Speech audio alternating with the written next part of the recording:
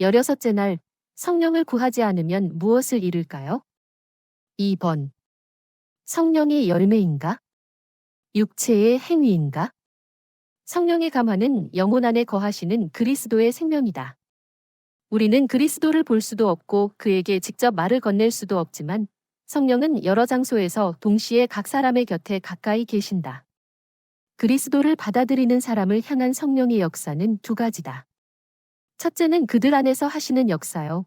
둘째는 그들을 통해서 하시는 역사다. 성령께서 내주하시는 것을 자각하며 사는 사람들은 그들의 삶에 성령의 열매가 드러나 보인다. 오직 성령의 열매는 사랑과 희락과 화평과 오래 참음과 자비와 양선과 충성과 온유와 절제니 빛의 열매는 모든 착함과 의로움과 진실함에 있느니라. 갈라디아서의 성령으로 말미암아 우리 안에서 죄의 권세가 꺾인다고 했습니다. 내가 이르노니 너희는 성령을 따라 행하라 그리하면 육체의 욕심을 이루지 아니하리라. 육체의 소욕은 성령을 거스르고 성령은 육체를 거스르나니 이 둘이 서로 대적하므로 너희가 원하는 것을 하지 못하게 하려 함이니라. 너희가 만일 성령의 인도하시는 바가 되면 율법 아래에 있지 아니하리라. 육체의 일은 분명하니 곧 음행과 더러운 것과 호색과 우상 숭배와 주술과 원수 맺는 것과 분쟁과 시기와 분냄과 당짓는 것과 분열함과 이단과 투기와 술 취함과 방탕함과 또 그와 같은 것이라. 전에 너희에게 경계한 것 같이 경계하노니 이런 일을 하는 자들은 하나님의 나라를 유업으로 받지 못할 것이요. 영적 은사. 영적 은사는 고린도전서 12장 28절과 에베소서 4장 11절에 기록된 대로 성령의 은혜로 우리에게 주어지는 선물을 의미한다. 곧 사도와 선지자와 복음 전도자와 목사와 교사와 능력 행하는 자와 병 고치는 은사와 돕는 것과 다스리는 것과 방언을 말하는 것이다. 이런 은사들은 성도를 온전하게 하여 봉사의 일을 하게 한다. 이 은사들은 교회의 지도자를 세우고 교회의 길잡이 역할을 하며 교회의 증언들을 검증해준다. 성령께서 특별한 목적을 가지고 다음과 같이 여러 재능을 부여하셨습니다. 그를 하나님의 영으로 충만케 하여 지혜와 명철과 지식과 여러 가지 기술로서 일하게 하였노라. 예수님의 제자가 되기 원하는 사람들은 자신의 전 존재와 모든 소유를 예수께 헌신해야 합니다. 따라서 우리는 모든 선천적, 후천적 재능을 그의 발 앞에 내려놓아야 합니다.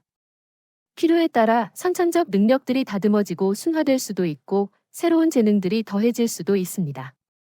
이로 보건대 성령이 결핍된 상태에서는 영적 은사도 기대할 수 없습니다. 하나님의 선택, 아니면 사람의 선택. 우리 교단은 민주적 체제를 가진 세계적 기관이지만 다수 민주주의 체제는 아닙니다. 교회나 교회 기관에서 중대한 결정을 내릴 때 우리는 각 개인에게 말씀하시는 하나님의 음성에 따라 투표에 임할 필요가 있습니다. 하나님의 음성이 이렇게 투표 결과에 반영될 수 있다면 하나님의 뜻이 성취될 것입니다. 어느 기관을 막론하고 운영위원회의에 앞서 기도를 통하여 하나님의 뜻을 구해야 합니다. 그리고 투표할 때 각 개인을 향한 하나님의 분명한 뜻이 알려지도록 다시 기도할 기회가 주어지면 좋습니다. 느헤미야 7장 5절에 나의 하나님께서 내 마음속에 생각을 넣어 주사라고 기록되어 있습니다. 엘렌 화이트는 느헤미야 1장을 해설하면서 그가 기도하는 동안 한 거룩한 목표가 그의 마음속에 태동하고 있었다 라고 했습니다. 육신적 그리스도인들도 하나님의 음성을 들을 수 있을까요? 만약 그들이 의도적으로 온전히 자신을 굴복하지 않았다면 응답을 기대할 수 없습니다. 어떤 육신적 신자가 자기 자신의 지식 한도 안에서 진지하게 투표했다면 인간적 견지에서 용납될 수 있습니다. 그러나 사전에 모종의 합의가 만들어진 경우라면 이것은 인간적 조작이요, 죄입니다. 지도자들이 하나님의 사업에 끼치는 영향은 지대합니다. 지도자로 선출된 형제자매들이 하나님의 부르심을 받은 것인지 아니면 투표의 결과에 따른 인간적 결정인지에 따라 그들의 지도력이 교회의 향방에 미칠 영향은 실로 중대한 것입니다. 제가 한 기도에 관한 책을 읽고 있을 때 마음에 떠오른 생각이 있었습니다. 우리가 마땅히 갈 길을 가리켜 보여주시기를 하나님께 구할 필요가 있겠다는 생각이었습니다. 조용하게 하나님의 음성을 듣는 연습은 저의 삶을 완전히 변화시켰습니다. 다음은 2014년 10월 23일에 일어났던 이야기입니다. 오스트리아의 카린티아에 위치한 오스트리아 시골 생활협회에서 증축 공사를 놓고 가부 결정을 내리지 못하고 있었습니다. 이제 그들에게 중요한 것은 하나님의 뜻이 어디 있는지를 아는 것이라고 결론 내리고 이상의 찬반 토론을 중단하고 직원들이 하나님의 음성을 들을 수 있도록 하나님께서 그들의 마음을 준비시켜 주시기를 다음 10일 동안 기도하기로 했습니다. 그래서 10일 후인 23일에 회의가 소집되었을 때 하나님께서 응답을 주시도록 기도한 것이지요. 기도회에 20명이 넘는 직원들이 참석했습니다. 증축 문제를 놓고 기도회를 마친 다음 각 직원은 묵도하면서 하나님의 의견을 여쭈었습니다. 그러고 나서 각 직원은 자신이 하나님께 받은 대답을 다음과 같이 종이에 표시하기로 했습니다. 찬성이면 플러스, 반대면, 기권이면 0초, 모르겠으면 기호를 종이에 써서 제출하는 것입니다.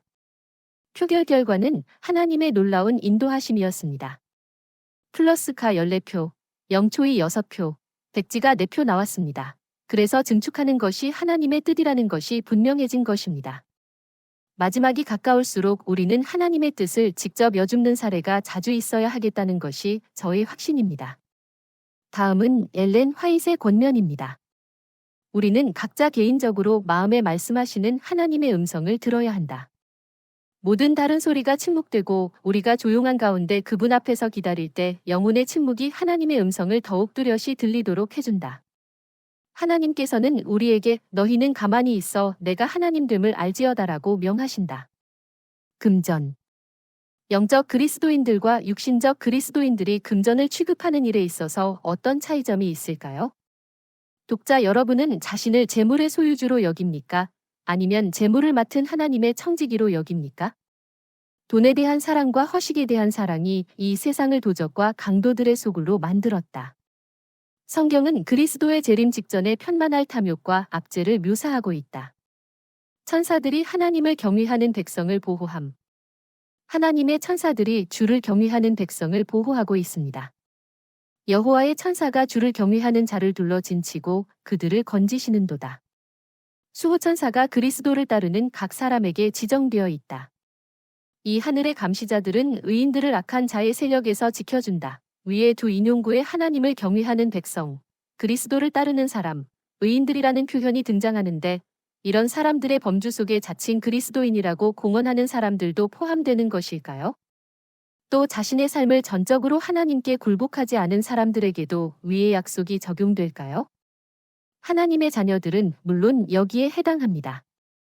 왜냐하면 예수께서 마태복음 18장 10절의 3가 이 작은 자 중에 하나도 없이 여기지 말라 너희에게 말하노니 그들의 천사들이 하늘에서 하늘에 계신 내 아버지의 얼굴을 항상 되옵느니라 라고 말씀하셨기 때문입니다. 다윗은 자신의 삶을 전적으로 하나님께 굴복한 사람의 모본입니다.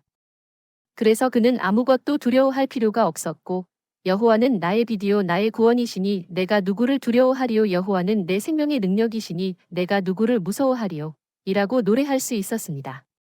각 시대의 대장투 사빌 1장은 아주 좋은 읽을거리입니다.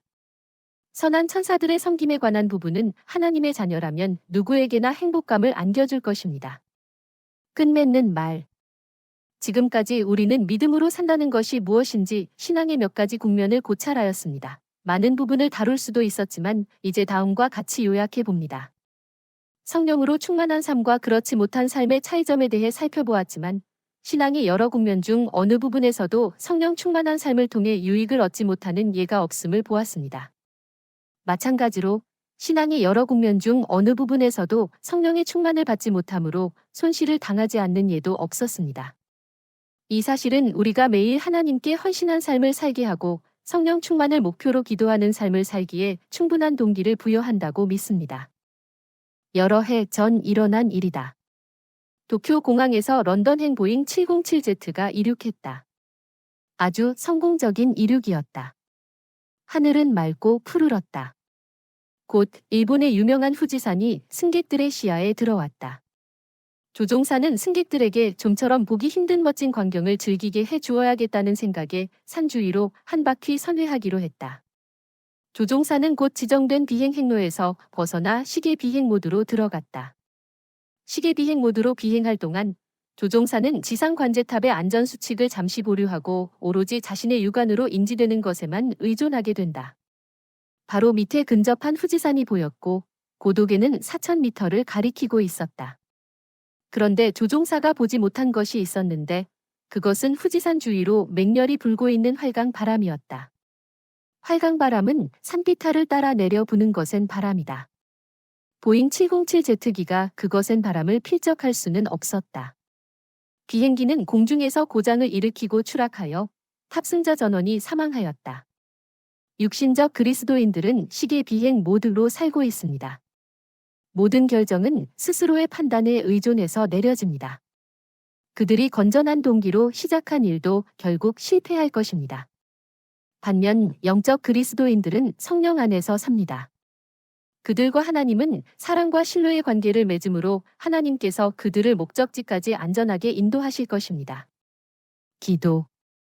하늘에 계신 아버지, 그리스도께서 성령을 통하여 제 안에 거주하시도록 섭리하시고 제 삶의 긍정적 변화를 도모하시니 감사드립니다. 성령의 사역에 관해 더욱 폭넓은 안목을 허락해 주세요. 성령을 통하여 제가 더욱 풍성한 삶을 영위하게 해주세요. 이것은 예수님의 소망이기도 합니다. 다음 장에서 우리가 당면한 문제의 해답을 찾아보려고 합니다. 도와주시고 그 해답을 발견하는 대로 제 삶에 적용할 수 있게 도와주세요. 아멘.